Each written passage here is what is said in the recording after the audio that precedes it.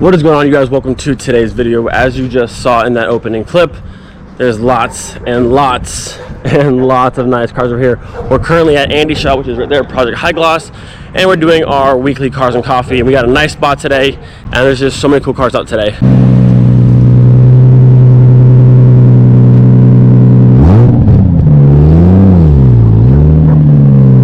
So over here we have the good old VR6 section. Mike came out today.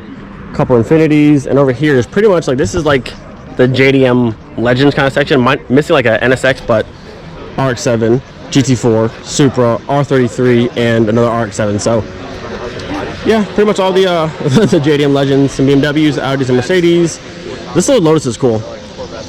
I quite like these cars, like little go-karts, and I love the seats. Love the red seats. They're like straight gutted little race car. I bet this thing is so much fun to drive.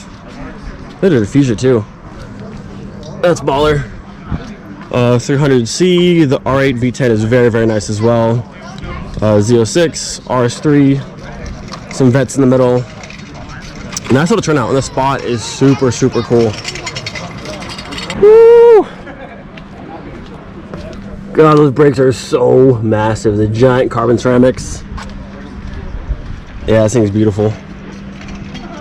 Beautiful, beautiful, beautiful car. And he just did the paint correction on this and ceramic coating, and it shines like crazy. And then this car over here is awesome. Even though it has VR on the plate, it's actually a 16 valve. It's not an ABF, but it has an ABF head, I believe is what he told me. Very nice car. Cool little Porsche steering wheel. I love the Heckle blend in the back with the smoked and red. Very nice. He has the G60 brakes like what I have in my car, and then these wheels are off a Renault, he was telling me. But overall, the car is super clean. We're gonna do a little race once he has the car running properly versus this car against my car, which I think will be very close. So he has a little bit less power than my car does, but also less weight. So I think it'll be a nice, very cool neck and neck race, which will be fun. When one car gets blown out, it's not very fun. It's cool to see like two cars are like side by side the entire time. So I think we'll have a nice little run with the 16 valve versus Molly over here.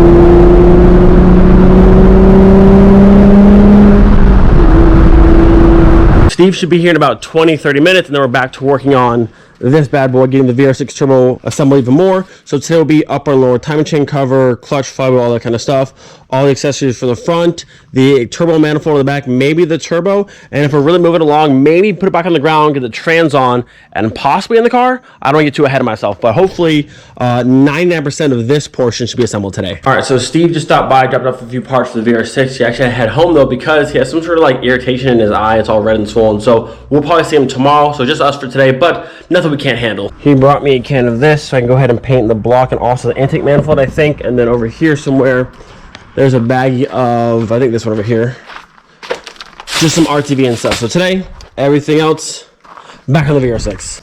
Go ahead and get this thing unbagged here. So if you watched yesterday's video, we have the entire timing system all done. The head, or the APR head studs are in and torqued to spec. And this thing is looking really good. So after I finished the video yesterday, I went through and I cleaned a whole bunch more of the block through here. So today I'm gonna tape up these sections here and just spray a nice coat of black on it. And then I'll do, man, this is actually pretty clean back here. But I'll do a light layer back here. And then this section here, taping up these surfaces where we don't want paint to actually go.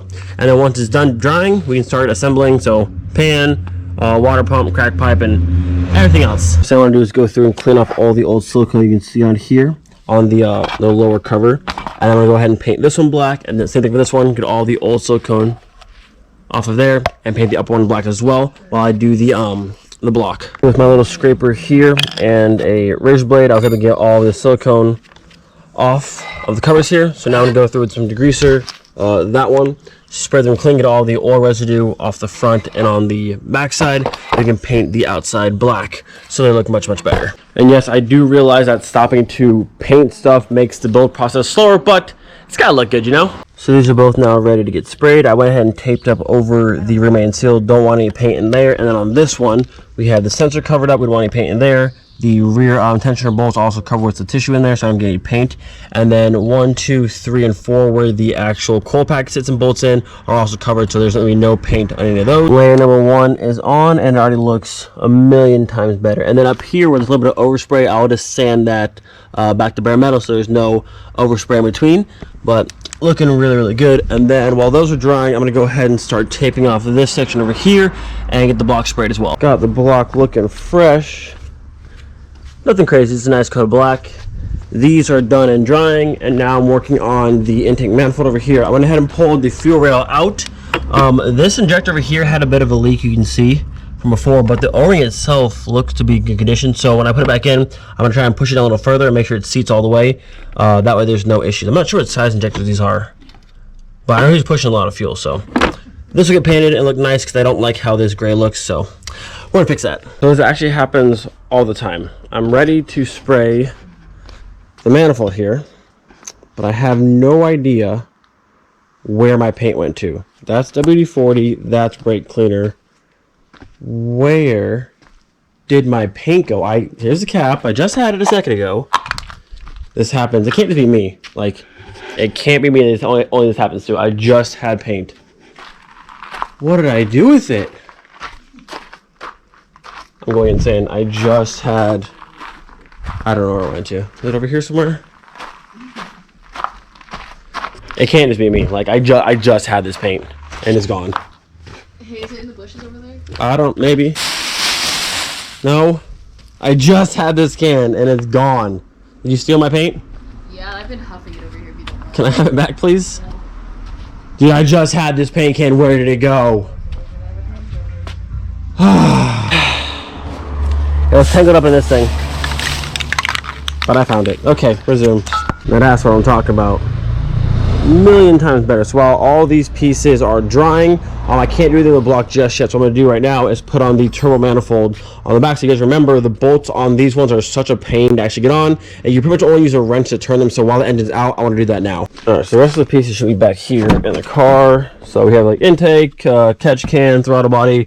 And then over here is the exhaust manifold, well, turbo manifold, where it bolts up. And we'll do the turbo once it's back actually in the car. But for now, we'll do this one. Gonna need the gaskets too, and we can do the heat shield later. What are these ones for now? Alright, so this one, I believe, goes on the far side. Like so. This one goes this way. This way. It is this way. No, it's not that way. It's this way. No, it's not that way. Is it this way? Are we upside down? What's happening here? There it is. That's how she goes. And now this hefty thing here will slide on like so. Bam. And then we'll go ahead and bolt this down. Nice. Turbo manifold. Check. Now with the engine upside down, I'm going to go ahead and put the oil pan on. But I have to find the bolts. I have 5 of the bolts that I had just holding the pan on, but the rest of the bolts, I'm not quite sure that. So we need to find those. Great success. The bolts have been found, so that's good. The oil pan is cleaned out, no more metal shavings. All of these shavings here just came out of there. All of that. But this is clean and good to go. We have the oil pan gasket, which is still brand new. I mean, this car's only together for a few months. So this is still new. I'll pull all this off. And we put that on, and the bottom is good to go. We've got the pan on now. All the bolts are just set in place. It shows number 18 here, which is the ones for the oil pan bolts. It says tighten to 15 foot-pounds. It doesn't show a specific like sequence for the bolts, so I guess you just kind of go around, but those are to 15. And then once the lower cover is on, we can do these last 3 right there. So now we got the engine back right side up. The pan is done minus these 3 bolts here that go into the bottom of the timing chain cover. We're gonna do the lower and upper covers next and work our way to the front, but it's looking like an engine again. Manifold's on, pan's on. She's getting there. These things came out really good. Look at that. Not bad. So for the lower and upper timing chain guides, I'm using this stuff here. Just some black gasket maker. We'll do a little line through here. That's why I want to paint. You want to just be metal. So a little line throughout here. We'll put the cover on, and then I have some blue Loctite to go in with the screws. This is the lower, right? Yeah, lower, and these should be upper.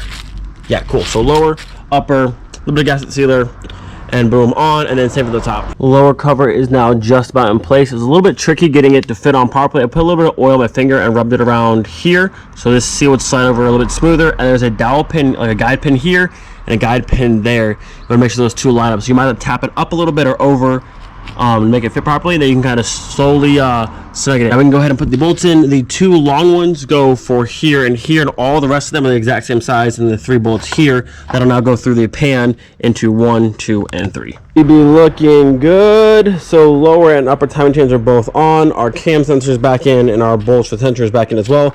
Everything's been torqued to spec and Loctited, so that should all be good to go. Now I can move on to the front of the engine. Now we have pretty much everything else minus just the clutch. For all this stuff, it's very, very straightforward and easy to put together.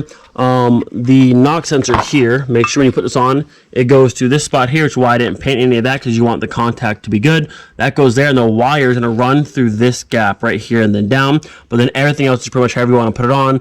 Oil filter housing, oil cooler, the crack pipe runs across, and the accessory bracket for pretty much everything else.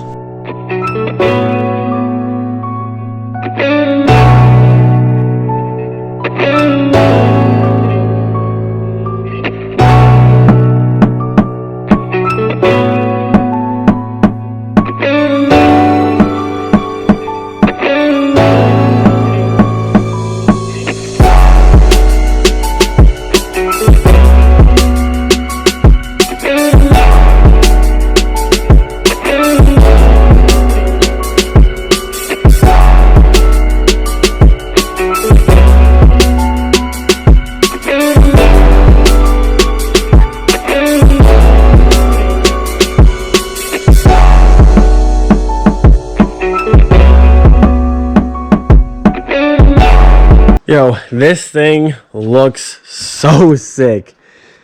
Made huge progress today. Dinner's ready and I'm hungry, so I'm done for the day.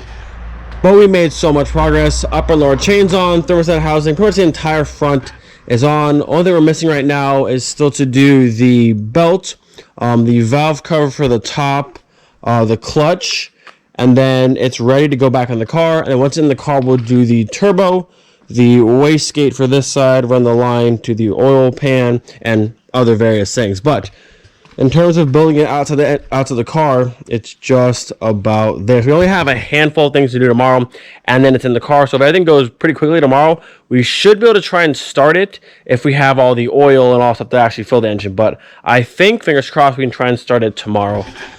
Whew, this thing's sick. I almost put this on first, and I remembered the manifold must go first because the bolt you can't even see it, that's back there, is literally impossible to get to without removing the alternator first. And it has to like straight out, because if you see here, look how close this clearance is. Like, it's so close. But everything fits and everything's good to go.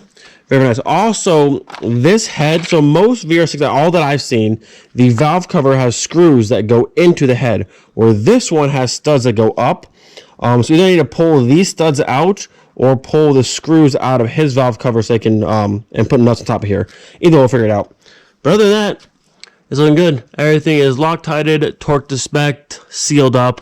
So we should have no issues with anything leaking or anything like that. Like I said, most of the stuff on the engine, like all the gaskets were already pretty much new because I built this thing not too long ago. So all the gaskets look good, which is nice. So yeah, making very good progress. I wish I would have had time. I might still go through and try and like scrape the stuff, make it a little bit cleaner.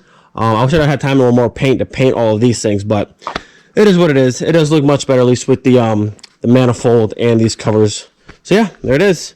There is day 2, I think, of our VR6 turbo build. It went pretty well. Again, if you enjoyed today's video, do leave a like on the video. It helps me out greatly. If you're not subscribed, again, we're so close to 20K. If you're not subscribed, the button's right there. Just lightly tap it, and we'll be on our way to 20K. So close. As always, hope you guys enjoyed today's video. Do not forget, be thankful for every single day. We'll see you guys next time. Peace.